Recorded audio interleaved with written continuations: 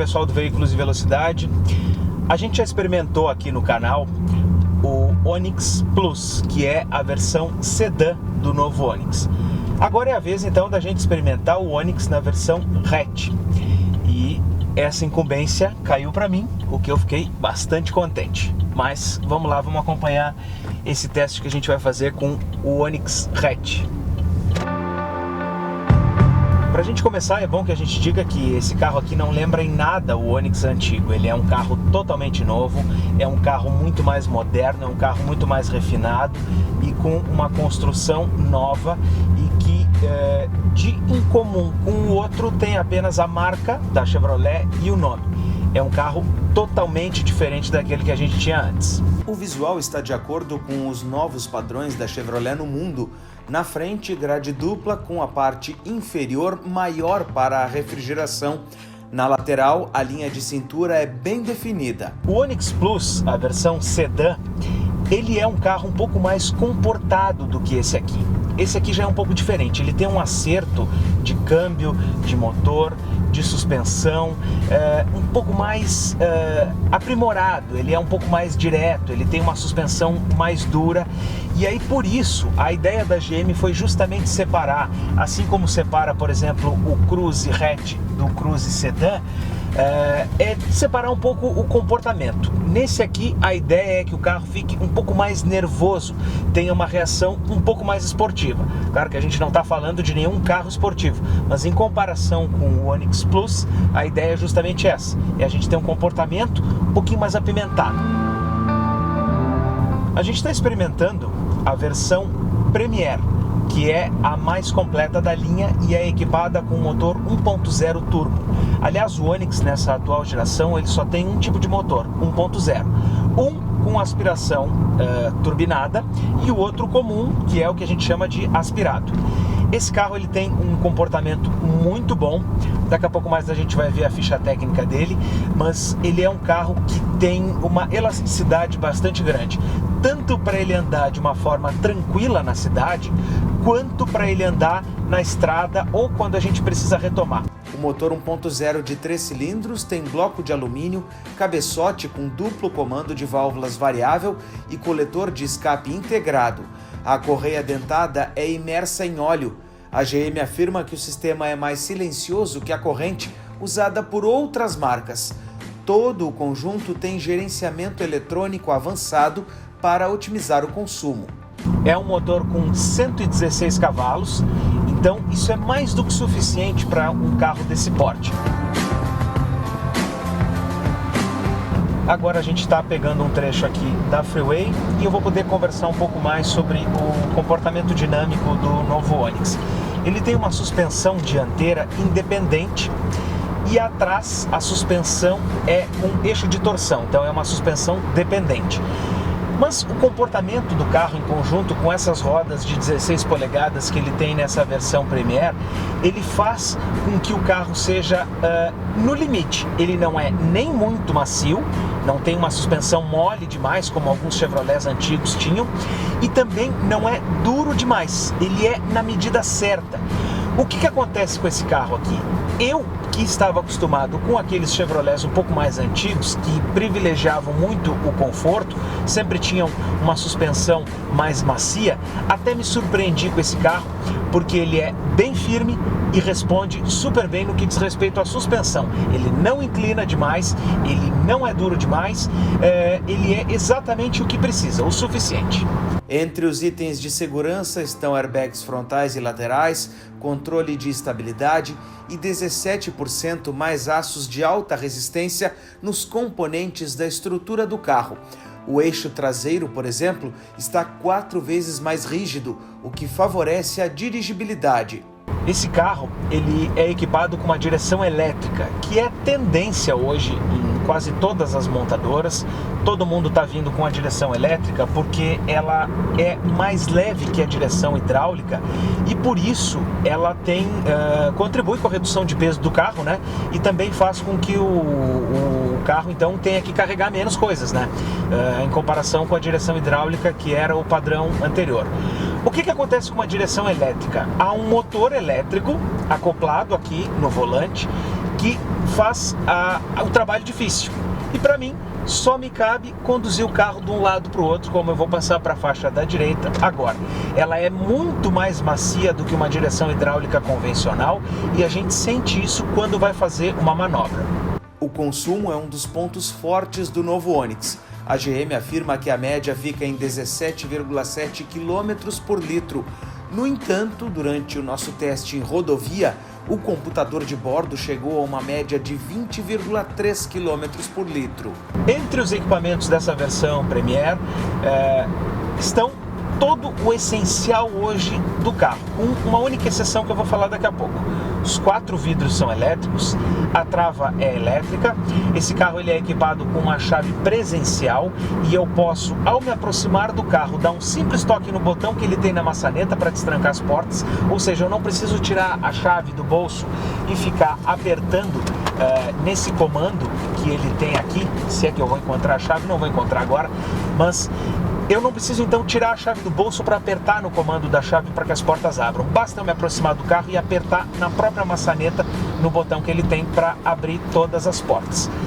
Além disso, então, ele tem o ar-condicionado, que é digital, não é de 2 zonas, ele é um ar-condicionado convencional digital. E outro grande destaque desse carro, que está sendo adotado agora em toda a linha da General Motors, é o sistema multimídia MyLink.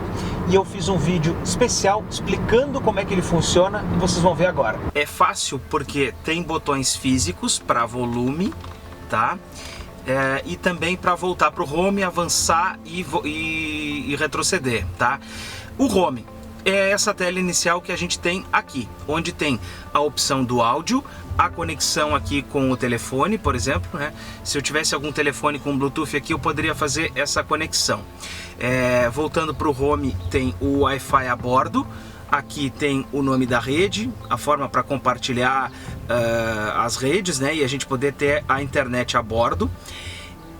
A configuração tanto da hora e data quanto do idioma. Vamos ver aqui, ó. Vamos ver se a gente consegue. Ó, isso, é tocando aqui, tudo touch, tá? Então, vou configurar os telefones. Então tem ali, ó, idioma, hora, data, os telefones, redes Wi-Fi, o roteador, privacidade, tela, os alertas sonoros, software do veículo. Então o proprietário vai ter que dedicar aí um dia, uma tarde para poder configurar o carro da melhor forma, como preferir. Também tem configurações aqui para os aplicativos e aqui as configurações do veículo. Climatização do ar, iluminação, travamento de portas. Vamos ver aqui o travamento de portas, ó. Travamento da trava de segurança, travamento automático das portas, tá? Eu quero que ele ligue, eu quero que ele trave as portas do carro quando ele estiver em movimento.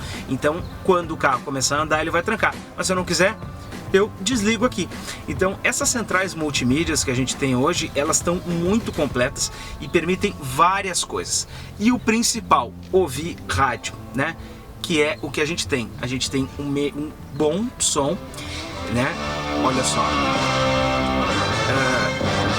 E muito fácil também de manusear. Aqui tem algumas estações que já estão pré-selecionadas, que a gente já selecionou. Também dá para colocar no Bluetooth, AM, e selecionar, né, qual que é a fonte, se é rádio AM, rádio FM ou Bluetooth. Mas na entrada USB eu posso colocar um pendrive. Vou fazer isso agora e a gente continua o vídeo na sequência. Tá lá embaixo meu pendrive já. Vamos voltar aqui para nossa central multimídia para a gente poder então selecionar a fonte dela, para ver, né, da onde que a gente vai colocar, ó. Você vê que ele já apareceu ali. Vamos ajustar o foco um pouquinho, agora sim. Já apareceu ali a opção do nome do meu pendrive, jornalismo. Vamos clicar aqui e agora ele vai começar a tocar as músicas que estão no meu pendrive. Além do sistema multimídia MyLink, esse carro aqui também tem um outro equipamento tecnológico que vai cair no gosto de muita gente, até porque ele é uma pedida, né, para quem está realmente comprando um carro novo hoje, que é o carregador de celular por indução. Basta que eu coloque o meu telefone aqui para ele começar a carregar o celular de forma automática, sem eu precisar me incomodar. Eu fiz um vídeo também especial para vocês poderem entender como é que ele funciona, mas na verdade não tem muito mistério, é só colocar o telefone ali. Olha só, eu já usei ele quando eu estava vindo para casa e olha só, em seguidinha o celular já começa a carregar. Ó, já perceberam ali, ó, que a minha bateriazinha já apareceu e o meu celular já está carregando ali no carregador por indução. Com esse carregador, é interessante que a gente diga o seguinte, que acaba aquele problema de esquecer do carregador em casa. Eu, por exemplo, eu viajo muito com o carro, então eu já tive problema de ter que voltar em casa para pegar o carregador do telefone celular para poder acoplar aqui na entrada USB. Com esse carro aqui não tem mais esse problema, só largar o telefone aqui que resolve a situação.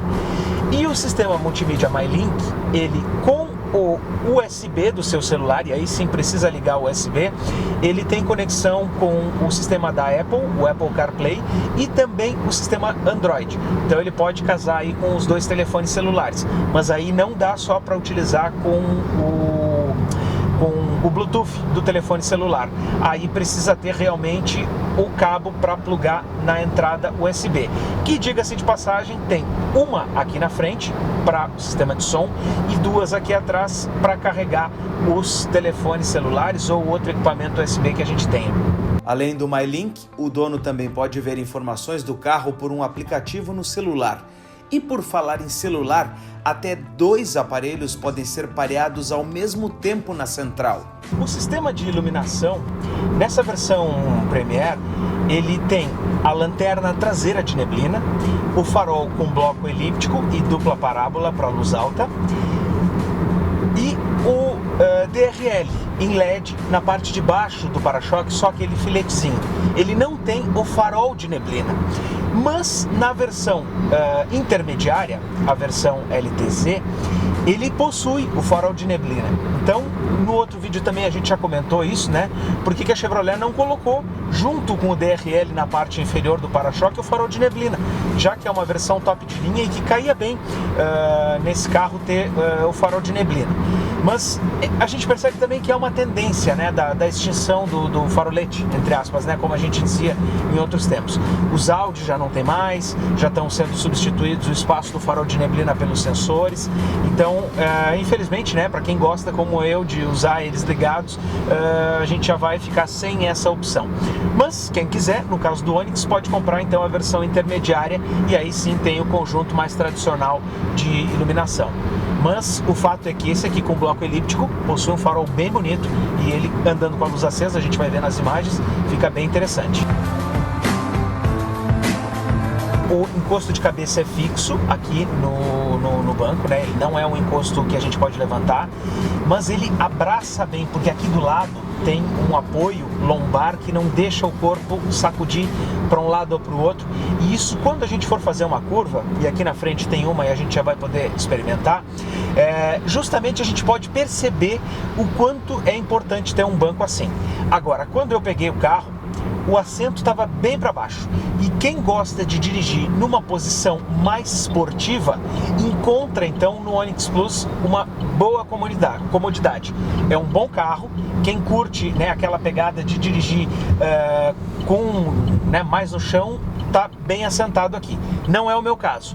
Eu gosto de dirigir numa posição mais elevada em relação ao vidro. Então o que eu fiz? Utilizei aqui a regulagem de altura do assento e coloquei todo o assento para cima para que eu encontrasse uma posição mais adequada para o meu gosto de condução. E realmente eu consegui encontrar, não foi problema. Esse carro, ele tem uma outra vantagem que nenhum outro veículo ainda do segmento tem, que é justamente aquele aviso lá, ó, no espelho retrovisor do ponto cego. Quer ver? Eu vou deixar um carro entrar aqui do meu lado e a gente vai perceber o seguinte, ó.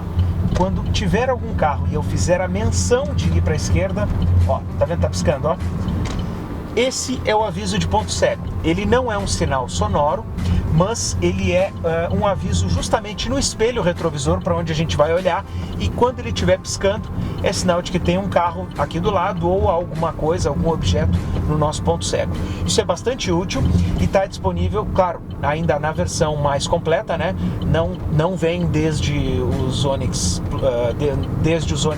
de entrada, mas ele é bastante útil, porque quando a gente se acostuma com ele, depois eu acho que a gente fica até um pouco mal acostumado. Além disso, esse carro ele tem um outro equipamento bastante interessante, e aí sim já desde as versões mais de entrada, que primeiro o painel. A Chevrolet acabou com aquele painel digital que era inspirado em motocicleta que tinha antes. Agora não. Agora nós temos um painel muito bonito, com anéis cromados nessa versão Premier. É um painel que ele tem o velocímetro e o contagiros analógicos. Esses dois equipamentos então analógicos, e na tela central nós temos várias informações do carro do computador de bordo que passam então pelo marcador de combustível, pelo marcador da temperatura da água, pelo consumo que o carro tem, e eu estou mudando exatamente aqui a função, que é justamente para que eu possa monitorar o consumo de combustível, tá? Mas tem um vídeo que eu também preparei para vocês um pouco antes da gente gravar esse teste, justamente explicando como é que vocês podem fazer para manusear esse equipamento. Vamos assistir. A gente está na tela inicial. Esse aqui a gente tem então informações do consumo e também o marcador de combustível. Bem na direita, ali vocês estão vendo a letra P, que é o indicador de marcha. Eu vou botar no R aqui, ó, só para a gente poder, pra gente poder ver que ele muda ali, tá? Então a gente sabe quando a gente está no P ou no neutro, né? Enfim, no indicador de marcha é esse que está bem na direita. Como eu estou com o carro parado, eu vou continuar com ele na letra P. Agora eu vou aproximar aqui para que a gente possa entender um pouco melhor como é que ele funciona, tá? É um computador de bordo bem completo, mas no primeiro momento eu imaginava que a gente ia utilizar esses botões aqui, ó, do volante, tá? Mas não, o botão que a gente vai usar para mexer no computador de bordo é esse aqui, onde diz menu, e aqui onde nós vamos selecionar as informações. Você está vendo aí, ó, que eu estou mexendo aqui, e lá no centro do painel as informações estão mudando, tá? Vamos explicar um pouquinho melhor, então apontando para lá. Botão então menu e esse giratório aqui, ó, para cima e para baixo, tá? Vamos voltar para cá, para o painel, para que a gente possa então entender um pouquinho melhor como é que ele funciona. Estou aproximando a câmera aqui, ajustando o foco. Então tá, a tela inicial é essa aqui, tá? Esse aqui então a gente tem o consumo em quilômetros por litro, que é a melhor medição que a gente tem. A gente tem o índice de economia, que é a forma como eu estou dirigindo. Como eu peguei o carro agora há pouco, então o meu índice ainda está com pouca pontuação. E aqui, tendências de consumo, por exemplo, quando o meu consumo melhorou, quando o meu consumo piorou nos últimos 50 quilômetros que eu rodei, né? Aí a gente volta para a tela inicial. Além então das informações de consumo, a gente tem informações de odômetro, né? O odômetro parcial 2 e volta a ter o consumo, odômetro parcial 1, consumo também, a velocidade, e aí a gente tem aqui então dupla opção, né? Porque do lado tem o velocímetro e tem o velocímetro digital aqui, se a gente precisar. A velocidade média também, né? Ele monitora a minha velocidade média nos últimos quilômetros. Eu estou fazendo então essa média de 44,3 km por hora, e nessa função ele me dá o consumo instantâneo em quilômetros com litro. Então se a gente quiser, por exemplo, utilizar o painel do carro e ver o número que ele está me dando em quilômetros por litro, a gente usa então essa outra função. Também tem informações do veículo, aqui tem várias coisas importantes: a vida útil do óleo, a temperatura do líquido do radiador, que é a temperatura da água no caso, né? Já que ele não tem um marcador analógico, como a gente está vendo aqui no painel, ele é digital. Também tem a pressão dos pneus, é bem importante que a gente diga, porque o Fiat Argo, por exemplo, ganhou esse monitoramento só agora na versão 2020, e esse Onix eles já possuem. Então aqui a gente vê aqui qual pneu está descalibrado. Eu estou, por exemplo, ó, com o dianteiro direito com um pouquinho mais de pressão que o dianteiro esquerdo, e ao contrário, na verdade, o que acontece nos traseiros, o esquerdo com mais pressão que o direito. E aí volta aqui para a vida útil do óleo. Mas assim, é bem fácil, bem intuitivo. O computador de bordo, essa tela, ela não é uma tela colorida, mas ela é uma tela de boa visibilidade, fácil visualização e leitura, e é exatamente o essencial. Para fechar esse teste, vale lembrar que o Onix ele chegou a ser um dos carros mais vendidos no Brasil. principalmente também pela venda por frotas, né? Mas eu acho que também tem um outro componente nessa questão da venda do antigo Onix, que é justamente a marca Chevrolet. É uma marca com bastante tradição, é uma marca que muita gente que tem carro Chevrolet repete, compra outro, né? Eu tenho um caso desse na minha família. Meu avô, por exemplo, teve 2 Corsa, um 96, um 2000, trocou por um Astra e voltou para o Corsa, e esse foi o último carro que ele teve. Então, trago essa experiência aqui porque é uma marca bastante confiável, e quem normalmente tem um Chevrolet acaba trocando por outro. Por isso que eu acho que o antigo Onix ele vendia mais por ser um Chevrolet do que pelo conjunto que ele oferecia. Não fosse um carro ruim, mas ele poderia ter avançado um pouco mais, e foi isso que a Chevrolet corrigiu agora nesse novo Onix. E eu digo uma outra questão para a gente fechar. A General Motors aqui no Brasil voltou a fazer carros com apelo visual interessante, porque os Onix antigos eram bastante medianos, o Prisma também, e esses agora não, são muito bonitos. E com esse acerto que a Chevrolet conseguiu colocar para esse carro, de suspensão, de câmbio, um câmbio automático de 6 marchas, que a gente vai poder ver também na ficha técnica, a gente tem um conjunto muito interessante de carro e alinhado aos outros concorrentes, né, ao que se tem de mais moderno hoje aqui no mercado automotivo brasileiro. O motor é o 1.0 com aspiração por turbo. São 3 cilindros em linha. Ele gera 116 cavalos de potência e quase 17 kg de torque. A velocidade máxima é de 187 km por hora. O câmbio é automático de 6 marchas. A suspensão é independente na dianteira e com eixo de torção na traseira. Os freios dianteiros são a disco e os traseiros a tambor. A direção é elétrica. Pneus e rodas da versão Premier são aro 16. Esse Chevrolet novo Onix ele também está equipado com o limitador de velocidade. E eu fiz um videozinho para a gente poder entender um pouco melhor como é que ele funciona. Vamos acompanhar. Apertando o botão esse no lado esquerdo, do lado ali dos cintos de segurança e do odômetro, vocês vão ver que vai aparecer um ponteirinho, tá? Olha ali, apareceu. Esse aí é o indicador que o limitador de velocidade está ativo. E aí pelo lado esquerdo do volante multifuncional, eu vou selecionar a velocidade máxima que eu quero que o carro ande, tá? Eu vou selecionar, por exemplo, aqui, ó, 40 km por hora, tá? Eu apertando o acelerador, então, o Onix não vai passar dos 40 km por hora. E eu posso acelerar mais, apertar um pouco mais fundo o acelerador, ele vai seguir sempre nessa média, né, de velocidade, não vai passar.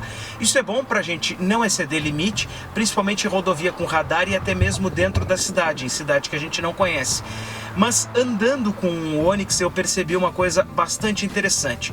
Se a gente está, por exemplo, aqui, ó, vamos selecionar uma outra velocidade bem mais alta, tá? Para ele aqui, ó, ele vai passando de 10 em 10 quando eu seguro. Vamos supor que eu selecionei 80 km por hora para andar numa rodovia e quero fazer uma ultrapassagem e esqueci que eu estou com ele aberto. Aliás, estou com ele acionado. O que eu faço? Eu vou apertar, ele não vai passar dos 80 km por hora, mas o que o motorista intuitivamente faz? Aperta mais para o carro andar.